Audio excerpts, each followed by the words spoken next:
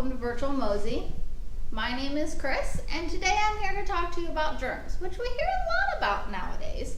But I want to explain a little bit more about why they're so cautious about going on things and why they keep telling us things over and over. So I'm going to show you a way that you can actually see some spread of germs. Now, before I filmed, I coated my hands with this stuff called glow germ, which is basically just a powder that lights up under black light. I then used these crayons and marker to color my picture of my DNA.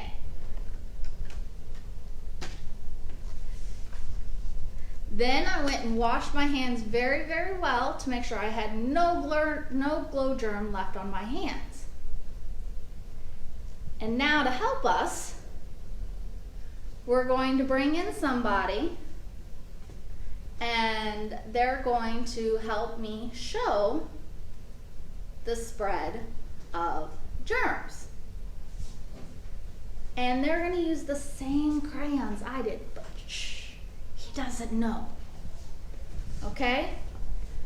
So, because there's going to be two of us in close contact, I'm now going to wear a mask. This is Charlie, and he's going to help me out by coloring his own strand of DNA with the markers or the crayons. And that's going to be his nucleus, which is where the DNA of all cells reside. And then he is going to put it and he's going to tape it into our cell. But in the meantime, while he colors, we're going to talk a little bit about viruses and bacteria. Those are two of the main parts of what we call germs. The big difference between viruses and bacteria are that viruses are unable to replicate on their own. Some viruses have DNA. Some viruses only have RNA in their nucleus. RNA is the same as DNA basically, it's just one single strand and not two. But they cannot duplicate on their own. So if you have one virus cell, it has to invade a host cell and take over that host cell and make it a factory to produce more and more and more and more and more virus particles. A bacteria, given the right nutrients, can replicate and duplicate on its own. So why the big deal about all the things that we have to do? Well, the trivia question yesterday was, how much bacteria and viruses are in a single drop of seawater? There's over 10 million bacteria and viruses in one drop of seawater. That seems like a lot, right? It is. Bacteria and viruses are the most abundant biological source on this planet. However, a very small majority actually can affect humans or animals. Most of them are just there beneficial to us and help out in a variety of things like decomposition. They live in balance with other objects. So the bacteria and the viruses just help us mostly. However, there are a very small percentage because they're the most abundant. The biggest things about staying healthy with the virus and bacteria. Okay, so if you will cut out your nucleus.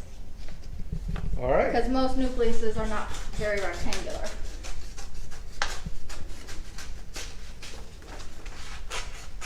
They don't have to be round either. No, they're usually some very weird amoeba-ishy. Okay, hang on. Kidney shape, just like a pool. Okay, There whatever you go. shape you want, and then go ahead and tape it onto our cell.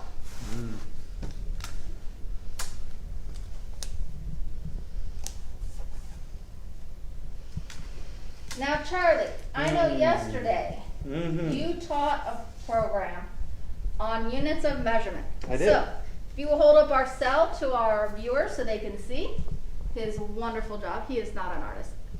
No kidding. But, so what are some of the things that they tell us to do and to avoid to stay healthy? Okay, well, one of them, of course, is what you've been hearing so much about in the social distancing thing, 6 feet. Okay, 6 Yeah. feet. Is this 6 feet? No, it isn't. How do we know how much is 6 feet? Because I can touch you. Boom. Okay, That's better. It's closer. so Now, basically, I mean, I'm 6 feet tall and pretty much have a 6-foot wingspan. I'm 5 So- feet tall, so my arms from my nose to my fingers are about 2.5 feet long. Well, we need to be so that we can't touch. So if I can touch him with my Mhm. fingers, we're too close. Yeah. So if you happen to be 4 feet tall and you're with someone else who's 4 feet tall, and your fingers can touch, you're too close. So Now, what of else? course, of course, masks. I mean, masks are the number one thing anybody can do to help with the COVID thing. No matter where you are, as far as out and about, masks are the biggest weapon we have right now. And so, covering your face.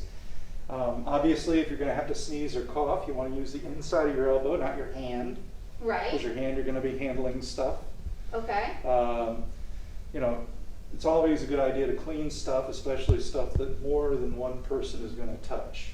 Exactly. So when we so- go back to school, that's why they're all like, no one can share books, and no one can share computers, and no one can share markers, and no one can share all these other things. Well, it's one of the reasons, for instance, that the front doors at MOSI are propped open so that nobody has to touch the door to come into MOSI. You can walk right into MOSI and not touch anything.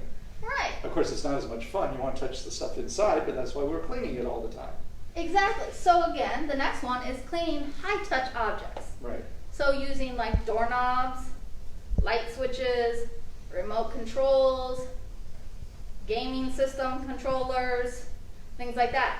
Also another high-touch object, which a lot of people don't clean, is when was the last time anyone cleaned their cell phone? I know personally, I wipe it every single week with an alcohol wipe. I've been doing this for the 5 years I've had this cell phone. And the screen still works perfectly fine. There's actually not a screen protector on it. The alcohol hasn't harmed it one bit. Every week, sometimes more often, it's been more often during this time. But since then, but I've been washing it regularly. Okay. And then what else? Well, washing your hands. I mean, not just stuff, but washing your hands. If you're not where you can wash your hands, you can use hand sanitizer. You know, that's got to be, 60% alcohol or something like that. You're close, it's 70%. 70%. You're very close. But washing hands is maybe even better. Okay, and if you wash your hands, how long do we need to wash our hands for? Like 20 seconds. And so And how do we just know? scrubbing. Scrubbing, good scrubbing, in between your fingers, under your nails, everything. Now, here's what Charlie doesn't know. The audience knows, but I kind of used you as a guinea pig. I'm sorry. I'm not hardly surprised. He wasn't told this before. So we're going to turn the lights out shortly.